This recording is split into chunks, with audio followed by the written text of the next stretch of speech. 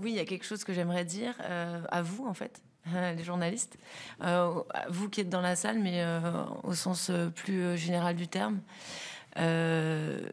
Je trouve que ça a été une collaboration assez agréable et fructueuse de travailler avec vous. J'ai toujours eu l'impression de bosser un peu main dans la main pour essayer de livrer le meilleur de ce que j'avais à dire sur mon tennis, sur ma personnalité. J'ai toujours souvent ressenti de la bienveillance de votre part. Il y en a que je connais mieux que d'autres. Et j'ai trouvé que c'était une belle aventure aussi en dehors du cours avec vous. Voilà, je sais que c'est pas le cas pour tous les joueurs. Il y a des joueurs qui aiment pas cet exercice. Moi, ça a plutôt toujours été un... J'irai pas jusqu'à un plaisir après certaines défaites, mais ça a toujours été un moment quand même où j'avais l'impression d'être en face de gens que je connaissais, avec qui j'avais envie de parler. Et donc voilà, je voulais vous dire ça aujourd'hui parce que ça me tient à cœur qu'on finisse nous aussi sur une bonne note, parce qu'après il y aura plus de conférences de presse de ma part. Donc voilà, j'espère que le plaisir a été partagé.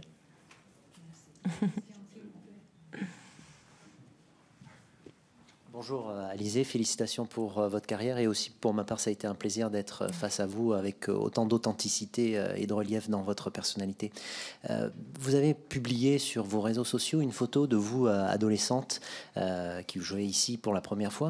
Si vous pouviez rencontrer cette joueuse-là, cette adolescente-là, qu'est-ce que la Alizé d'aujourd'hui lui dirait à cette adolescente ? C'est pas facile de préparer une adolescente de 15 ans à 20 ans de circuit de haut niveau. Franchement, je pense que je lui dirais rien parce qu'elle aurait un peu peur. Elle prendrait un peu peur et elle dirait, je suis pas sûre de vouloir faire ça au final. Hein. Non, mais bon, je dirais de rester elle-même jusqu'au bout, de s'assumer comme elle est, de pas forcément se battre pour être parfaite parce qu'elle ne le sera pas. Et qu'elle perdra beaucoup d'énergie à essayer de l'être.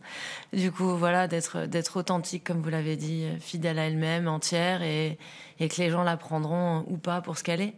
Après, tennistiquement, elle était déjà bien calée dans la tête à 15 ans, l'ado que j'étais, donc je lui dirais pas grand-chose d'autre, mais voilà, juste de s'assumer comme elle est, je pense que c'est un beau conseil déjà.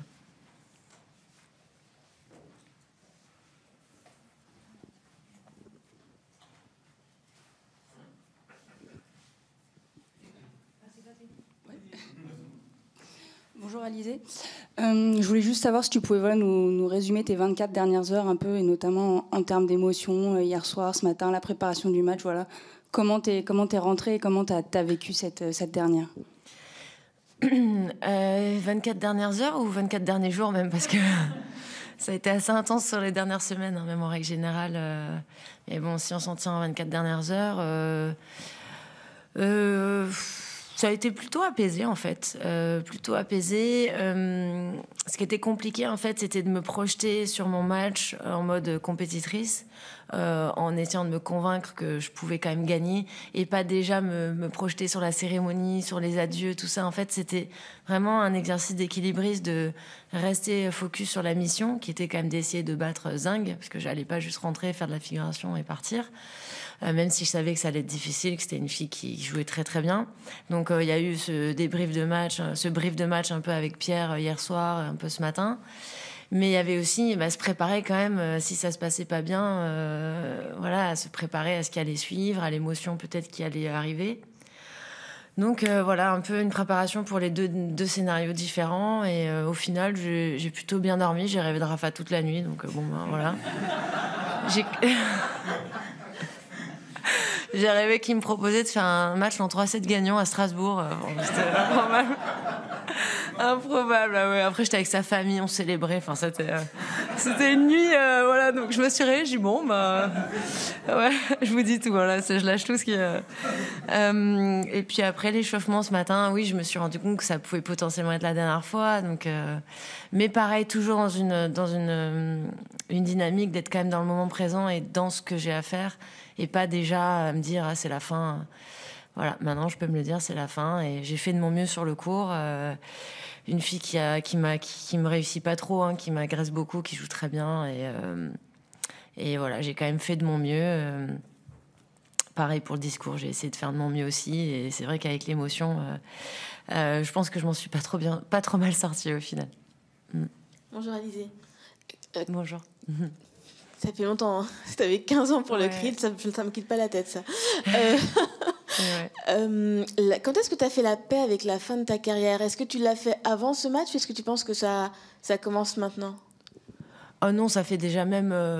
ça fait un moment, hein, moi, que je me prépare à ça, même si je réalise pas complètement que c'est la fin, parce que je pense que tourner une page de 20 ans, comme j'ai dit sur le cours, ça se fait pas comme ça en un claquement de doigts, mais ça fait plusieurs mois, on va dire depuis janvier, que je me prépare quand même progressivement à faire mes adieux à Roland-Garros. Donc je pense que mon cerveau s'est musclé pour ça, en fait.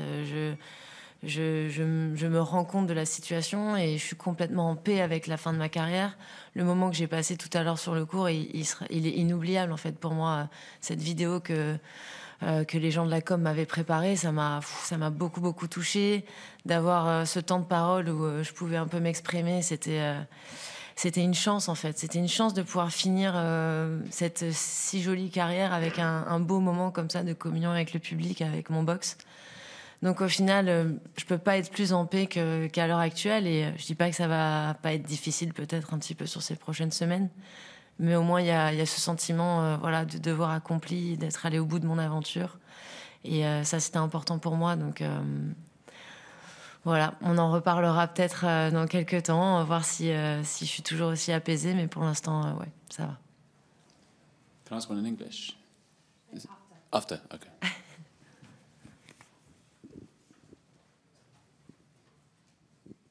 Bravo, Alizé, pour ce long chemin, ce long cheminement. Ouais, c'était long, ouais. Et maintenant?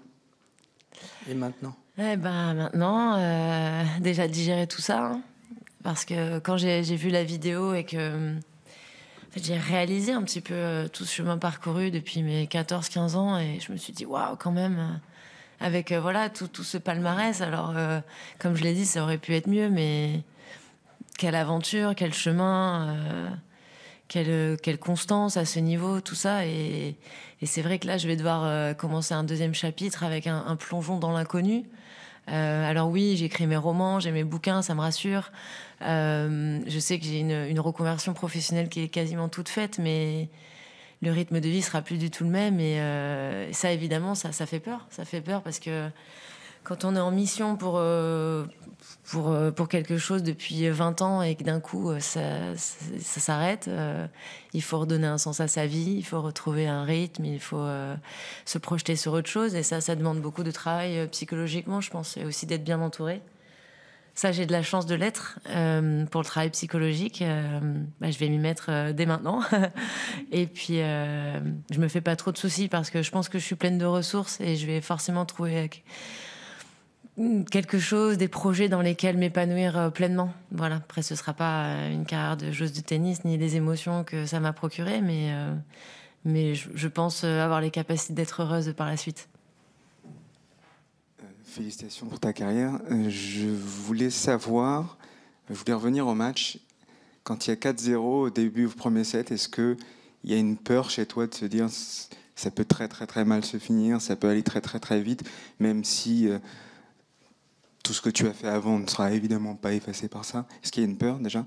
Et puis, petite deuxième question, c'est quelle image tu voudrais qu'on retienne de toi en tant que joueuse de tennis, la battante, un peu comme Rafa?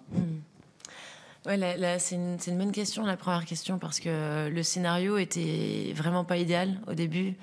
J'ai une balle de jeu, je le fais pas, puis ça s'enchaîne très vite, je me sens extrêmement tendue, je fais pas mal de fautes. Donc c'est vrai que ça m'a relâché un peu quand j'ai fait mon premier jeu. Après, j'ai quand même pris j'ai perdu 2-1, donc c'était pas non plus idéal. Alors oui, c'est mieux que 0-0, mais c'est vrai qu'il y avait le scénario d'il y a 2 ans quand je l'avais joué. Alors j'étais blessée à l'adducteur, mais j'avais dû abandonner à 6-0, 3-0. Et ça m'a traversé de me dire, j'aimerais quand même pas finir ma carrière sur entre guillemets, une branlée, excusez-moi de la... Mais c'est exactement ce que je me disais, quoi. J'ai dit non, pas ça. Donc après, il y a quand même eu un petit souffle. Quand j'ai mis mon premier jeu, c'est bête, hein, parce que finalement, en fait, ça ne change absolument rien à l'histoire. Que je perde 6-1, 6-0, 6-0, 6-0, voilà, moi, je voulais gagner ce match. Mais bon, voilà, je pense qu'inconsciemment, ça m'a un peu relâché. J'ai eu l'impression au premier set, du moins, qu'il y avait vraiment un peu plus un combat. J'ai même eu des balles de 4-3. Donc voilà, mais après c'est vrai que jouer une fille de ce niveau-là, sur son dernier match, ça m'a pas aidé pour exprimer mon jeu, ou du moins ce qu'il m'en reste. Donc voilà, c'était pas évident de jouer contre une fille qui joue aussi bien, mais en même temps, c'est aussi ça qui m'a permis de jouer sur le Châtrier. Et pour la deuxième question, ce que j'aimerais qu'on retienne de moi, c'est un peu ce que j'ai dit tout à l'heure, c'est une joueuse entière au final, hein, qui a partagé ses émotions, qu'elles soient positives ou négatives, durant toute sa carrière. Quelqu'un qui se bat jusqu'au bout, qui est une passionnée en fait.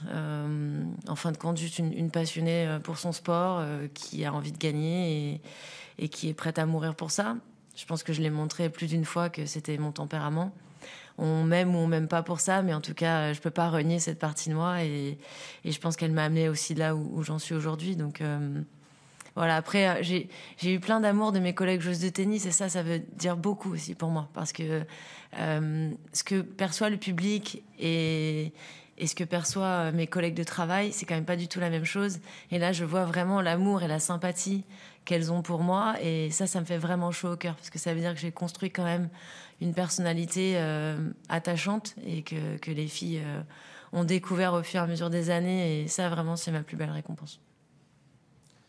Bonjour Alizé, bravo pour tout. Bon, je voudrais revenir à une question sur la sortie, la fin de carrière, même si effectivement il va y avoir un gros travail maintenant. Il y a le quotidien. Et au quotidien, est-ce que tu sais déjà les 2-3 choses dont tu vas te débarrasser parce que tu n'es plus tenniswoman pro et ça va te faire du bien, et les 2-3 choses que tu vas pouvoir faire maintenant parce que tu auras du temps, une autre vie, voilà, est-ce que ça tu vois clair déjà là-dessus? Je me suis pas projetée si loin en fait. Vraiment là j'étais en train d'essayer de me projeter sur bien finir Roland-Garros et après aviser en fait. Donc là j'ai vraiment du mal à imaginer un quotidien normal. Surtout qu'en fait, moi, je pense que je suis vraiment une travailleuse dans l'âme. J'aime ça profondément. Et donc, du coup, ces routines de travail, ces routines physiques, les entraînements, évidemment, il va y avoir un soulagement de les laisser derrière moi parce que c'est quand même vivre autant de rigueur pendant autant d'années, à un moment donné, c'est quand même assez éreintant. Mais il y a un manque de ça aussi, de cette discipline qui devient presque addictive. On a l'impression d'avoir une vie d'ascète, de prendre soin de soi. Donc ça, j'ai pas envie de m'en détacher complètement parce que je pense que mon hygiène de vie, elle est bonne quand même. Et j'ai envie de la garder comme ça. Après, c'est surtout le stress lié au match, le stress lié à cette vie de compétition permanente. La laisser derrière moi, ça va me faire du bien. Ça va me faire du bien et je vais être un peu plus apaisée, un peu plus sereine au quotidien, à mon avis. Puis voilà, après... voyager peut-être pour le plaisir, passer du temps avec les gens que j'aime. Ça va être des choses assez simples à mon image, en final. Je vais pas d'un coup sauter d'un avion en parachute ou je sais pas. Enfin, ça va être vraiment, vraiment simple. Et je pense que je continuerai malgré tout à jouer un peu au tennis. Parce que j'aime trop ça pour arrêter définitivement. Bonjour Alizé, félicitations pour votre carrière. Je voulais juste savoir qu'est-ce qui s'est passé dans votre tête quand la balle de match est arrivée et qu'il y a eu ces 2 rebonds sur cette volée. Quel était le premier sentiment qui vous a traversé l'esprit? Je pense que je suis tellement habituée en fait à... Et pas grand-chose sur le moment, en fait, à vrai dire. Je me suis dit, j'ai perdu mon match, ça me saoule. Mais j'ai pas eu le déclic de me dire, c'était le dernier match de ma carrière. J'ai essayé vraiment de rester concentrée jusqu'au bout, en fait. J'ai pas montré d'émotion, j'ai fait comme d'habitude. Et c'est vraiment... ça m'a bousculée quand j'ai regardé la vidéo qu'on m'avait préparée. Là, je me suis rendu compte un peu plus que c'était la fin et de tout le chemin parcouru. Mais émotionnellement, j'ai réussi à gérer mon match jusqu'au bout. Et voilà, évidemment, quand j'ai fait une accolade à Qinwen, qui a été d'ailleurs vraiment adorable au filet, et trop mignonne et qui est restée à la cérémonie et a été hyper respectueuse. Voilà, là je me suis rendu compte qu'il se passait quelque chose, mais on est tellement blindés finalement pour ces émotions-là que c'est... Je sais pas comment expliquer. Il se passe tellement de choses en si peu de temps qu'on peut pas tout réaliser d'un coup, sinon il y aurait une implosion en fait cérébrale. Donc petit à petit, laissez-moi faire mon chemin. mais voilà, non, c'était plutôt gérable sur le terrain, et ce qui était une bonne chose. Bonjour Alizé, félicitations pour commencer. J'ai une question qui, je pense, ne sera pas très facile à répondre pour toi. Si tu devais choisir un moment important dans ta carrière, lequel ce serait? Est-ce que ce serait des victoires en bleu? Est-ce que c'est ton quart de finale en Australie? Est-ce que c'est des victoires face à Serena? Tu choisirais quoi? Ou autre chose? Ouais. C'est vrai que le quart de finale en Australie, il a été très, très émouvant pour moi. Les victoires contre Serena, c'était fort, c'était intense, c'était une grande joie. Mais ce quart de finale, après lequel je courais depuis 15 ans, de finalement y arriver, en plus en battant Simona Halep, au bout du suspense, sous la canicule australienne, et tout, ça a fait vraiment... ça m'a vraiment... Ça m'a submergée, en fait, submergée d'émotions, et je pense que je retiendrai celui-là en particulier, surtout que j'avais déjà 32 ans, c'était vraiment le miracle de fin de carrière. Et c'était beau, l'histoire était belle. Voilà, je choisirais ça.